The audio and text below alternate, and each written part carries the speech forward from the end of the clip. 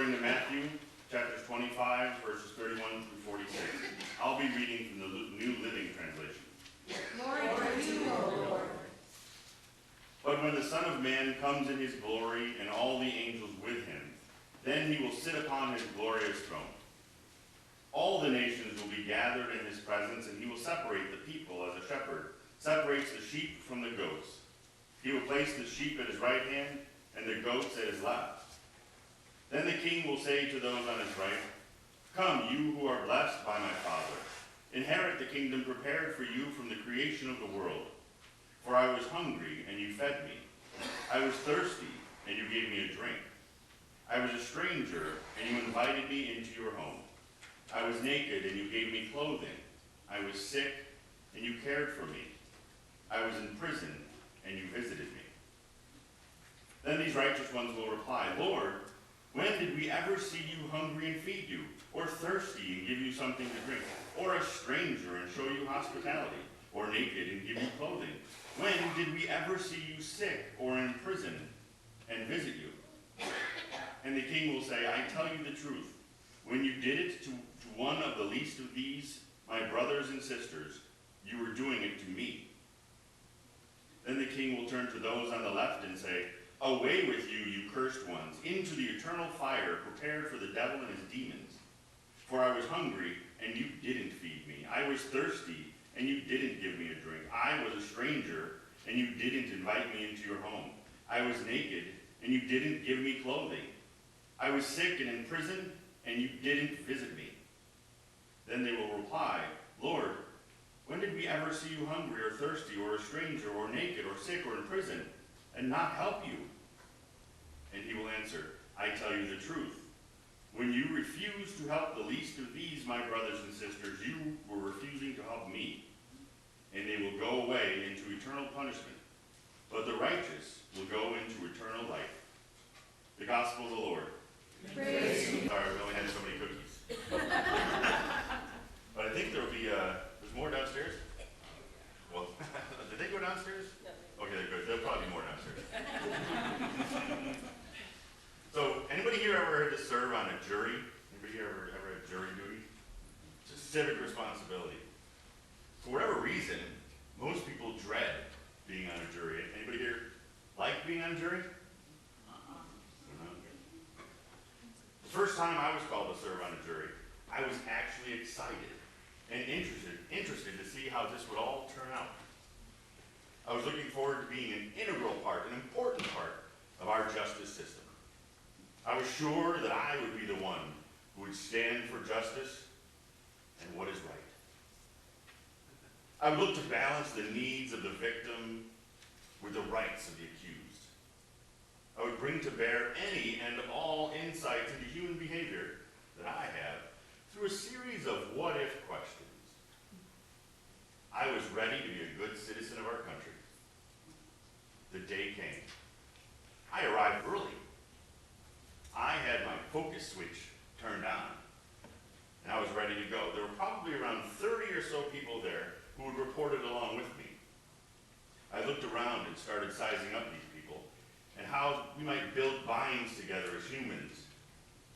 Maybe we'll co-write a book about the work we were about to embark on. The judge called us all together, and the bailiff began calling our names in groups of 6 to be interviewed by the 2 attorneys arguing the case. Of course, my name was called first, because why wouldn't it be? I entered the jury box and looked at my chair on the back riser and thought it should suffice as a museum piece commemorating that I sat in it during this trial. The bailiff asked me to move to the front. I agreed that is where I actually belong in order to do my best analysis of every little innuendo and quirk that all the players put forth in this unfolding drama. Both of the attorneys and judge began asking questions about where we've worked, our families, and if we've ever been involved in crime. After the questions, the 3 of them convened up by the bench, nodding their heads back and forth and looking at the 6 of us, but mostly at me, I assumed. The attorneys returned to their tables, and the judge looked up from his notes and said my name, "Mr. Eames, you are free to go. Thank you for your service." How could justice be served without me? I felt like I failed. What did I do or didn't do? I would never know what got me booted that day. Today's gospel sounds an awful lot like a day in court. In fact, it sounds like the last day in court. The stories of crimes are told, verdicts are rendered, and sentences are handed down. But questions still remain, don't they? Jesus tells us of the day when the Son of Man comes in all his glory. He sits upon his throne with all the nations gathered. That's everyone on earth. And he will begin to separate folks. He'll separate them like a shepherd does, with sheep on his right and the goats on his left. The sheep on the right seem to receive a more favorable verdict. They will inherit the kingdom. The goats on the left will not fare so well at all. The sentences are based on whether or not they fed the hungry, gave drink to the thirsty, hospitality to the stranger, clothed the naked, or cared for the sick and imprisoned. But both parties are asking the same questions. What did we do to deserve this? They didn't even recognize what they did. Neither party. They didn't recognize what they did, and they did not know what they didn't do. Apparently, it came down to how these people treated Jesus. No one realized that that we encounter Jesus when we interact with the least of these, the hungry, the thirsty, the sick and imprisoned. When we meet the needs of others, we meet Jesus. But they didn't know that.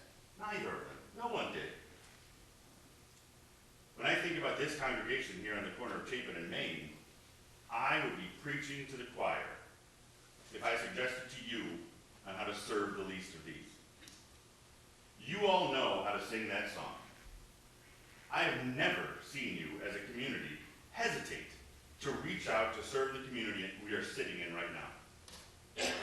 So for me to stand here and offer the idea of feeding the hungry would only serve to show my ignorance of you all. You not only work diligently to meet the needs of people who are hungry for food, but you also meet the needs of people seeking to know Jesus.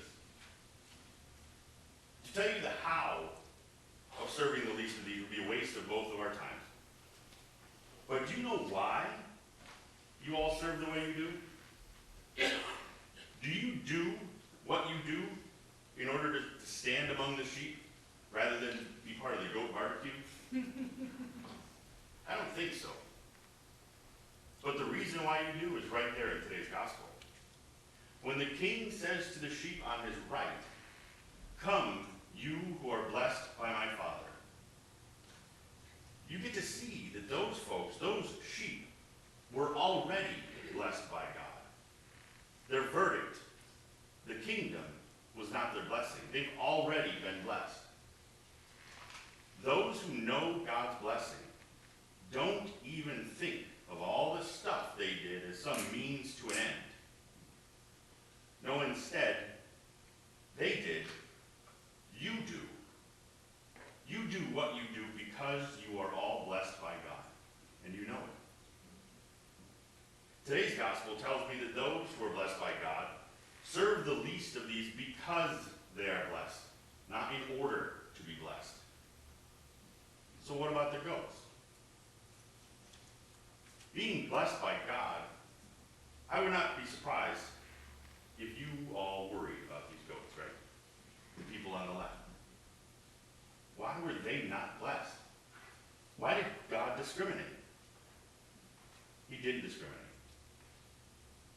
Today's gospel says the goats on the left are cursed ones. They are not cursed by God. The sheep on the right were blessed by God. The gospel says today that the goats on the left were simply cursed. They are cursed by something else, by someone else. Maybe they were cursed by society or our culture. Maybe they were told they were not smart enough, or rich enough, or that they were the wrong gender. or born with the wrong last name, or born on the wrong side of some imagined wall, or loved the wrong way, or what have you. Or maybe their own minds tell them stories that make them believe these things. Maybe addictions make them feel not worthy of God's blessings. Maybe they feel trapped by the choices they made. Or maybe they had no real choice to begin with. Maybe these ideas of their curses are their own.